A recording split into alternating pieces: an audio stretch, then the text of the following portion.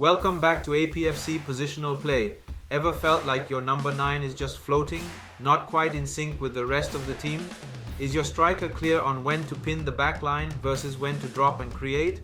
Today, we're diving deep into the pivotal role of the number 9 during the build-up. We'll explore the nuances and context that can open up new opportunities on the pitch. So let's uncover the secrets to maximizing your striker's impact, whether they're dropping back or making that crucial run behind. Let's get started. But before we dive in, make sure to hit that subscribe button below. Stay updated with our latest insights and elevate your game with APFC Positional Play. Let's improve your game together. Hello coaches, today we want to talk about the role of our striker during the build-up. It's important to understand that this player is not always directly involved on the game because he cannot receive the ball. He is the farther away player. But at the same time, his positioning could be crucial if we want to open new spaces or pinning the defenders and open the space for another teammates. Let's see. In situations where we are facing a block and an opposing team who is not pressing aggressively, they're just waiting a little bit, holding the position, but they are having a passive structure, a high passive structure, we need to create different advantages to progress through in the game. As you could see in the previous videos, the idea is to play with one of the players and right now create the first numerical advantage, this 2v1 against a striker. If we are able to play here, now we are facing a situation where most of the times we'll have two players that can receive on the squares, can receive between the lines. Then the striker must identify if he has to drop back or not. The most important is that always the center back may feel the backline that he is a threat. He is a player that can receive on the back, can run in behind and score.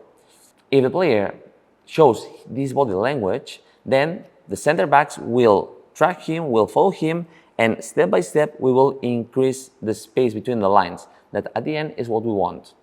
Always when this player is free, we must try to keep a higher position in order to increase the space.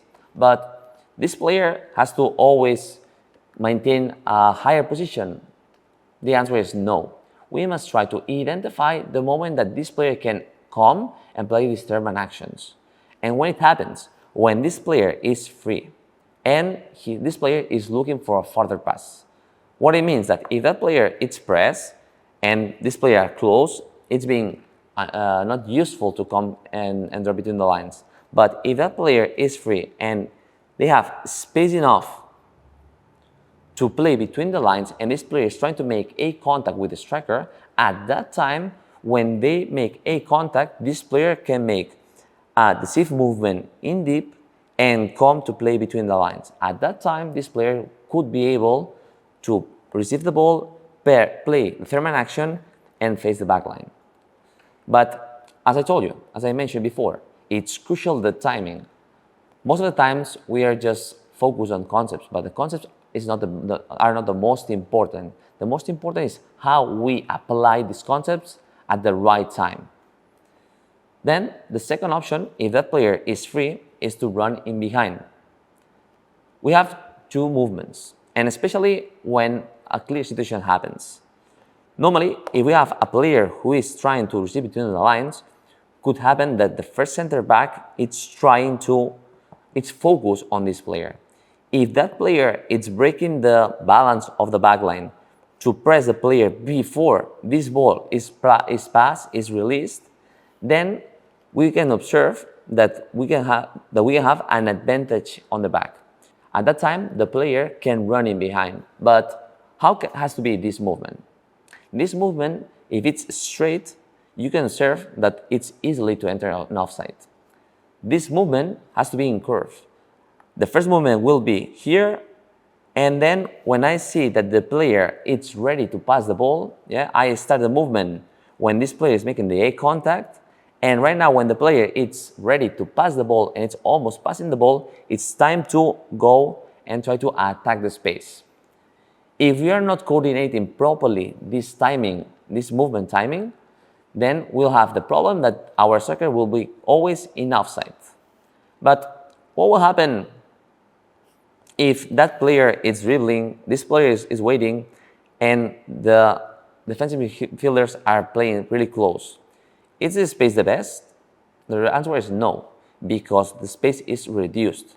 Then the space that we can take advantage of is the space on the blind spot. Why? Because right now the distance between the free player and the striker is not that much.